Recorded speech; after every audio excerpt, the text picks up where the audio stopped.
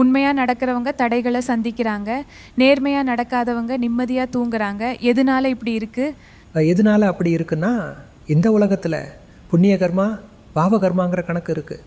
பாபானு பந்தி புண்ணியா, நீங்கள் சொன்னது போல் நேர்மையற்ற முறையில் வேலை செய்வார், அப்புறம் நிம்மதியாக தூங்குவார், அதே சமயம் பணத்தையும் அனுபவிப்பார். அதாவது புண்ணிய கர்மத்தோட பலனாக பணம் இருக்கும், ஆனால் நேர்மையற்ற முறையில் வேலை செய்கிறதுனால அவர் பாவ கர்மாவை பிணைக்கிறார். அடுத்த ஜென்மத்தில் அவரோட நிலைமை மோசமாயிடும். அதாவது அவர் பாப்பானுபந்தி பாப்பு கர்மாவை பிணைக்கிறாரு, ஆனால் புண்ணியத்தோட விளைவுகள் அனுபவிக்கிறாரு. அப்புறம் சிலர் புண்ணிய அனுபந்தி பாப் கர்மாவை பிணைக்கிறாங்க.